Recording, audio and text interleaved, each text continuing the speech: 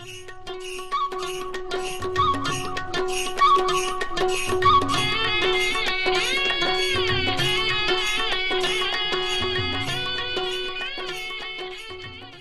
ರೀ. ತಮ್ಮ ಹೆಸರೇಂದ್ರೆ ಗೊತ್ತಾಗ್ಲಿಲ್ಲ ನಮ್ಗೆ. ರಾಮಚಂದ್ರ ಪಾಟೀಲ್. ರಾಮಚಂದ್ರ ಪಾಟೀಲ್. ಈಗ ನೀವು ಕೃಷಿಕರಿದ್ದೀರಿ? ಹ್ಞೂ. ಇದಕ್ಕೆ ಮಣ್ಣಿಗೆ ನೀವು ನಿಮ್ಮ ಭೂಮಿಗೆ ಕೊಟ್ಟಿಗೆ ಗೊಬ್ಬರ ಹಾಕ್ತಿರೇನು? ಹಾಕ್ತವ್ರಿ ಕರೆ ಈ ಕಡೆ ಪುರೋಸಂಗಿಲ್ರಲ್ಲ.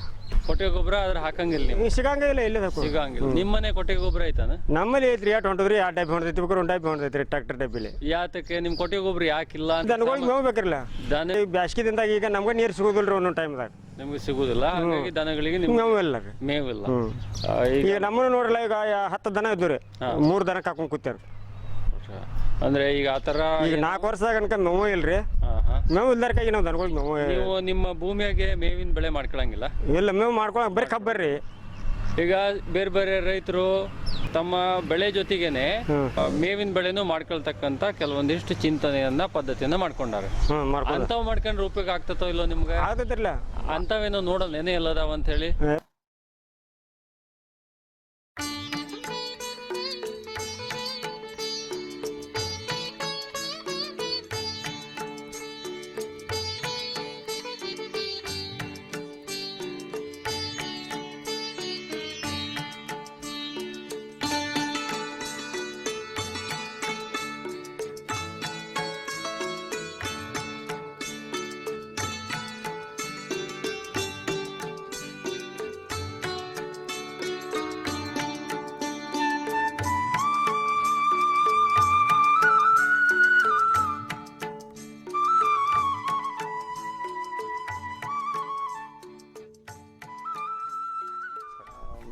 ನಮ್ಮ ಜೊತೆಗಿರೋರು ಶ್ರೀಯುತ ಬಾಳಪ್ಪ ನಾಯಕ್ ಅಂತ ಹೇಳಿ ಚಿಂಚಲಿ ರಸ್ತೆ ರಾಯಬಾಗ್ ತಾಲೂಕಿನಲ್ಲಿರೋರು. ಸ್ವಲ್ಪ ಪ್ರಗತಿ ಚಿಂತನೆ ಇರ್ತಕ್ಕಂಥ ರೈತರು ಬಾಳಪ್ಪ ನಾಯಕರು. ಇದನ್ನು ಹೇಗೆ ಪ್ರಾರಂಭ ಮಾಡ್ಕೊಂಡ್ರಿ ಇಂಥ ಒಂದು ತಂತ್ರಜ್ಞಾನನ ಅಥವಾ ಇಂಥ ಒಂದು ಪದ್ಧತಿಯನ್ನು? ಅದಕ್ಕೆ ರೀ ನಾವು ಒಡ್ಡ ಇರ್ತಾವ್ರಲ್ಲ, ಆ ಒಡ್ಡ ನಾವು ಹಂಗೆ ಬಿಟ್ರೆ ರೀ ಅದ ಬೇರೆ ಕಸ ನಾಟಿ ಹೊಲದಾಗೆಲ್ಲ ಬೀಜ ಆಗ್ತೈತೆ ರೀ. ಅದಕ್ಕೆ ಒಡ್ಡ ಮೇಲೆ ನಾವು ಆಡುಗಳಾಗಲಿ ಕುರಿ ಆಗಲಿ ಈ ಹಸುಗಳಾಗಲಿ ಮೇವು ಆಗ್ತೈತೆ ಹೇಳಿ ಅದು ಮೇವು ಹಾಕಿರ್ತೀವಿ ರೀ. ಮೊದಲು ಆ ಥರ ಪ್ರಾರಂಭ ಮಾಡಲಿಕ್ಕೆ ನಿಮಗೆ ಬಂದಿರತಕ್ಕಂಥ ಚಿಂತನೆ ಅಥವಾ ಐಡಿಯಾ ಯಾತಕ್ಕೆ ಬಂತು ಅಂತ? ಈಗ ಆದರೆ ಅದು ಒಡ್ಡೆಲ್ಲ ನಾಶ ಆಗಾಕೈತಿ ರೀ. ಅದು ಒಡ್ಡೆಲ್ಲ ಹೋಗಾಕೈತಿ ರೀ. ಅದು ಒಡ್ಡು ಹೋಯ್ತಂದ್ರೆ ರೀ ಮಣ್ಣೆಲ್ಲ ಹೋಯ್ತಂದ್ರೆ ಒಡ್ಡು ನಾಶ ಆಗ್ತೈತೆ ರೀ. ಹೊಲ ಕೊರಕಳಿ ಬೀಳ್ತಾವೆ ರೀ. ಅದಕ್ಕೆ ಅದು ಮೇವು ಹಾಕ್ತಂದ್ರೆ ರೀ ಒಡ್ಡು ನಾಶ ಆಗಂಗಿಲ್ಲ ರೀ. ಅದ್ರ ಬಗ್ಗೆ ಮಾತಾಡ್ತಾ ಹೇಳ್ತಾ ಇದ್ರಿ ನೀವು. ಹಾಂ, ಅದು ಮೇವು ಹಾಕಲಿಲ್ಲ ಅಂದ್ರೆ ರೀ ಕಸ ಬೆಳಿತೈತೆ ರೀ. ಒಡ್ಡ ಮ್ಯಾಗೆ ಒಡ್ಡ ಮೇಲೆ ಕಸ ಬೆಳಿತಂದ್ರೆ ಬೀಜ ಬೀಳ್ತೈತೆ ರೀ. ಬೀಜ ಬಿತ್ತಂದ್ರೆ ಹೊಲ ತುಂಬೆಲ್ಲ ಆಗ್ತೈತೆ ರೀ ಅದು. ನೀವು ಕಂಡ್ಕಂಡಂಗೆ ಇಷ್ಟು ವರ್ಷದ ನಿಮ್ಮ ಅನುಭವದ ಆಧಾರದ ಮ್ಯಾಗೆ ಈ ಒಡ್ಡ ಮೇಲೆ ಈ ಮೇವನ್ನು ಹಾಕಿದ್ರಿಂದ ಕಸ ಕಮ್ಮಿ ಆಗಿದೆ? ಕಸ ಕಮ್ಮಿ ಆಗ್ತದೆ. ಅಲ್ಲಿ ಏಕದಮ್ ಕಸನ ಆಗಂಗಿಲ್ಲ ಅದು. ಸರ್, 1 ಎಕರೆ ಒಡ್ಡಲ್ಲಿ ನೀವು ಮೇವಿನ ಬೆಳೆ ಹಾಕೊಂಡಿರಿ. ನೀವು ಜಾನುವಾರು ಸಾಕೊಂಡಿರಿ? ಹಾಂ, ಸಾಕಿದವಲ್ಲ. ಈ ಒಡ್ಡಲ್ಲಿ ನೀವು ಹಾಕೊಂಡಿರೋದು ಮೇವಿನಿಂದ ನಿಮ್ಮ ಅನುಭವದ ಆಧಾರದ ಮೇಲೆ ಹೇಳೋದಾದ್ರೆ ಎಷ್ಟು ಹಸುಗಳನ್ನ ನೀವು ಸಾಕಾಣಿಕೆ ಮಾಡ್ಬೋದು? ಈಗ ಈ ಒಡ್ಡಿನ ಮೇವಿನಿಂದ ರೀ 2 ಎಮ್ಮೆ 2 ಹಸು 4 ಆಡ ನಾವು ಸಾಕಾಣಿಕೆ ಮಾಡ್ತೀವಿ. ಮುಂದೆ ಗೋವಿನ ಕಣಿಕೆ ಅದನ್ನ ಮಾಡ್ತೀವಿ. ಅದನ್ನ ಮಾಡ್ತಾರೆ.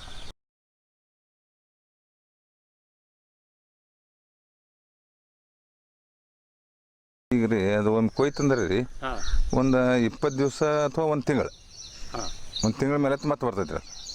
ಹಾಂ, ಈಗ ಇದು ಕೊಯ್ದಿದ್ದು ಇದು? ಹಾಂ, ಇದು ಕೋದದ್ರಿ. ಈಗ ಇದು ಎಷ್ಟು ದಿವಸ ಆತ್ರಿ ಕೋದಿ? ಈಗ ಕೋದ ಒಂದು 15-20 ದಿವಸ ಆತ್ರಿ ಇದು. 15-20 ದಿವಸ. ಹಾಂ, ಇದಕ್ಕೆ ಇನ್ನೊಂದು 15-20 ದಿವಸ ಆದ್ಮೇಲೆ ಬೆಳೆದ್ ನಿಲ್ತದೆ. ಈಗ ಅಲ್ಲಿ ಮುಂದ್ಗಡೆ ನೀವು ಅಲ್ಲಿ ಕಾಣ್ತಾ ಇದಾವಲ್ಲ, ಅದು ಕಾಣ್ತೈತ್ರಿ. ಅದಕ್ಕೆ ಸುಮಾರು ಎಷ್ಟು ಅದನ್ನ ಕೊಯ್ದು ಎಷ್ಟು ದಿವಸ ಆಗಿರ್ಬೋದು? ಈಗ ಅದನ್ನ 1 ತಿಂಗಳ 20-25 ದಿವಸ ಆಗಿರ್ಬೇಕು. ಈಗ ಮತ್ತೆ ಇಷ್ಟು ಬೆಳೆದೈತ್ರಿ ಅದು. ಈಗ ಕೊಯ್ಲಿಕ್ಕೆ ಅನುಕೂಲ? ಈಗ ಬರ್ತೈತಿ ಕೊಯ್ಲಿಕ್ಕೆ ಅನುಕೂಲ. ಹಾಂ, ಒಂದ್ಸತಿ ಇಲ್ಲಿಂದ ಇಲ್ಲಿವರೆಗೆ ನೀವು ಕೊಯ್ದ್ರೆ, ನೋಡ್ರಿ ಇಲ್ಲಿಂದ ಕೊಯ್ದಿರಲ್ಲ, ಇಲ್ಲಿಂದ ಅಲ್ಲಿವರೆಗೆ ಕೊಯ್ದ್ರೆ ಸುಮಾರು ಹೊರೆ ಅಂತೀರಿ? ಹಾಂ, ಹೊರೆ ಹುಲ್ಲು. ಈ ಒಂದು 10 ಫೂಟ್ ಹೋದ್ರಿ ಒಂದು 2 ಹೊರೆ ಹೊಣ್ತೈತ್ರಿ. 2 ಹೊರೆ? ಹಾಂ, 2 ಹೊರೆ. ಎಷ್ಟು ಹಸುಗಳಿಗೆ ಒಂದು ದಿವಸ? ಈಗ ಅಂಥವು 2 ಹೊರೆ ಆದ್ರೆ 1 ಹಸು ನಡಿತೈತ್ರಿ. 1 ಹಸಿಗೆ 1 ದಿವಸಕ್ಕೆ ತೋರಿಸ್ತೈತಿ. ಇದಕ್ಕೆ ಮತ್ತೆ ನೀವು ಬೇರೆ ಏನಾದರೂ ಪದ್ಧತಿಗಳನ್ನ ಅಳವಡಿಸ್ಕೊಂಡಿದ್ದೀರಿ? ಉದಾಹರಣೆಗೆ ಇದಕ್ಕೇನಾದ್ರು ಗೊಬ್ಬರ ಹಾಕೋದು, ವಿಶೇಷವಾಗಿ ನೀರು ಕೊಟ್ಟೋದು, ಇವೇನಾದ್ರು ವಿಶೇಷ ಅಂದ್ರೆ ನೀರು ಅಷ್ಟ ಅನುಕೂಲ ಮಾಡ್ತೇವೆ ನಾವು. ಅಂದ್ರೆ ಇದಕ್ಕೆ ನೀರು ಕೊಡ್ತಿರೋ ಅಥವಾ ಈಗಿಲ್ರಿ ಸೈಡ್ಗೆ ಕೌಲಿ ಅದಾರ ನಮ್ಮ. ಆ ಕೌಲಿಲಿ ಹಾಯ್ತಂದ್ರೆ ಅದು ಆಟೋಮೆಟಿಕ್ ಆಗತೈತ್ರಿ. ಅದು ಅದಕ್ಕೆ ನೀವೇನೇನು ವಿಶೇಷವಾದ ಗಮನ? ಏನೂ ಅದಕ್ಕೆ ಗಮನ ಕೊಡಂಗಿಲ್ಲ ನಾವು. ಸುಮ್ಮ ಒಳಗೆ ಅಲ್ರಿ ಒಂದೊಂದು ಕಸ ಹೇಳ್ತೈತ್ರಿ, ಕಿತ್ತು ತೆಗೆದು ಬಿಡ್ತೀವಿ ಇಷ್ಟ. ಸರಿ ಸರಿ. ಅದಕ್ಕೆ ಇದನ್ನು ಬೆಳಿಬೇಕಾದ್ರೆ ನಮಗೇನು ಖರ್ಚು ಕಮ್ಮಿ. ಖರ್ಚೇ ಇಲ್ಲ ಅದರಿಂದ. ಖರ್ಚಿಲ್ಲ. ನೀವೇನೇನು ಕೆಲಸ ಮಾಡಿದಿರೋ ಆ ಕೆಲಸ ಮತ್ತೆ ಅದಕ್ಕೆ ಪರಿಶ್ರಮದಲ್ಲೇ ಅದು ಬರ್ತದೆ. ಅದಕ್ಕೆ ವಿಶೇಷವಾದ ಈಗ ಸೈಡ್ಗೆ ನಮ್ಗೆ ಕಬ್ಬು ಅದ ರೀ, ಕಬ್ಬಿಗೆ ಲಾಗೋಡ್ ಹೋಗೋದಂದ್ರೆ ರೀ ಅದು ಆಟೋಮೆಟಿಕ್ ಅದು ತಗೊಂಡು ಬಿಡ್ತೈತ್ರಿ ಅದು. ಸರಿ ಸರಿ. ಹಂಗಾಗಿ ನಿಮ್ಗೆ ವಿಶೇಷವಾದ ಶ್ರಮ ಹಾಕೋ ಅವಶ್ಯಕತೆ ಇಲ್ಲ ಅದನ್ನು. ಇದು ಹಾಗಾಗಿ ನಿಮಗೆ ಏನು ತಾನೇ ಬರ್ತಕ್ಕಂಥ ಅದು ಮೇವ್ರಿ ಅದು. ಈಗ ರೈತರಿಗೆ ಇಷ್ಟರಲ್ಲಿ 2 ಹಸು 2 ಎಮ್ಮೆ ಸಾಕಾಣಿಕೆ ಮಾಡ್ಕೊಂಡ್ರಿ ನೀವು ಎಷ್ಟು ಆದಾಯ ಪಡಿಬೋದು ವರ್ಷ? 2 ಆಕಳ ಸಾಕಿರಿ ಒಂದು 20 ಲೀಟರ್ ಹಾಲು ಕನಿಷ್ಠ ಸಿಗ್ತಾವ್ರಿ ದಿವಸಕ್ಕೆ 20 ಲೀಟರ್. ಅಂದ್ರೆ ಒಂದು ಹಸುಗೆ 10 ಲೀಟರ್ ಹಾಲು. 10 ಲೀಟರ್ ಹಾಲು ಹಾಗಾದ್ರೆ ಕನಿಷ್ಠ ಅಂದ್ರೆ ರೀ. ಅದು ಇವತ್ತು ಎಷ್ಟು ಆಗ್ತದ್ರಿ ಸಾಮಾನ್ಯ? ಈಗ ನೋಡ್ರಿ ಅದು 1 ಲೀಟರ್ದಿಂದ 20 ರೂಪಾಯಿ ಅದಾರ ಅದು.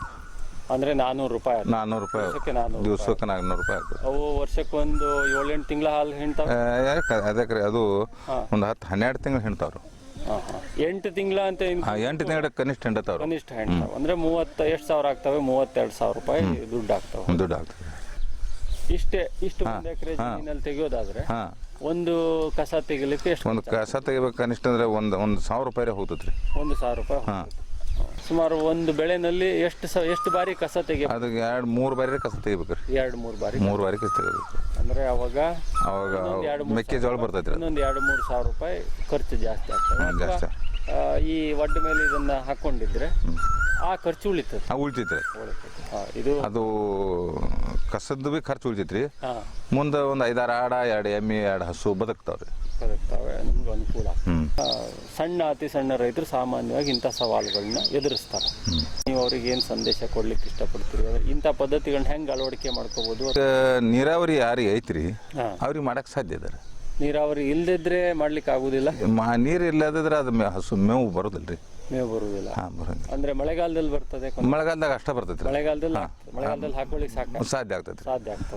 ಒಂದು 3 ತಿಂಗಳಲ್ಲಿ. ಈಗ ನಾನು 2-3 ವಿಷಯಗಳನ್ನ ನಾನು ಮತ್ತೆ ನೀವು ಹೇಳಿದ್ದನ್ನ ಪುನರಾವರ್ತನೆ ಮಾಡ್ತೀನಿ ನೋಡ್ರಿ. ಒಡ್ಡ ಮೇಲೆ ಹಾಕೊಂಡ್ರೆ ನಿಮಗೆ ಒಡ್ಡು ಹಾಳಾಗುದಿಲ್ಲ, ಒಡ್ಡು ಗಟ್ಟಿಯಾಗಿ ನಿಲ್ತಾವೆ. ಕಸ ಬರುವುದಿಲ್ಲ. ಕಸ ಬರೆದಿದ್ರೆ ಸುಮಾರು ಒಂದು 2-3 ಸಾವಿರ ಕನಿಷ್ಠ ರೈತರಿಗೆ ಉಳಿತಾಯ ಆಗ್ತದೆ. ಆಮೇಲೆ 2 ಹಸು ಅಥವಾ 2 ಎಮ್ಮಿ, ಒಂದು 5-6 ಆಡನ್ನು ಸಾಕಾಣಿಕೆ ಮಾಡ್ಕೋಬೋದು. ಸುಮಾರು ಒಂದು 32-33 ಸಾವಿರ ರೂಪಾಯಿ ವರ್ಷಕ್ಕೆ ಆದಾಯ ಬರ್ತದೆ ಅದರಿಂದ. ಮೇವು ಇಲ್ಲಿ ಇರಲಿಲ್ಲ ಅಂತಂದರೆ 17-18 ಸಾವಿರ ರೂಪಾಯಿ ರೈತರು ಹೊರಗಡೆಯಿಂದ ತಂದು ಹಾಕ್ಲಿಕ್ಕೆ ಖರ್ಚಾಗ್ತದೆ. ಅದು ಉಳಿತತಿ. ಸೊ ಆ ದುಡ್ಡು ಉಳಿತತಿ. ಜೊತೆಗೆ 32-33 ಸಾವಿರ ರೂಪಾಯಿ ಆದಾಯ ಬರ್ತದೆ. ಆಡಿಂದನೂ ಆದಾಯ ಬರ್ತಾವೆ. ಇಲ್ಲ ಆಡಿಂದ ಆದಾಯ ಬರ್ತವೆ. ಅಂದರೆ ಇಷ್ಟು ಹಾಕ್ಕೊಂಡ್ರೆ 2 ಹಸು ಅಥವಾ 2 ಆಡನ್ನ ಅಥವಾ 2 ಹಸು ಜೊತೆ 2 ಆಡನ್ನು ಸಾಕೋಬೋದು. 5-6 ಆಡು ಸಾಕೋಬೋದು. ಸೊ ಇಷ್ಟು ಲಾಭ ರೈತರಿಗೆ ಆಗ್ತದೆ.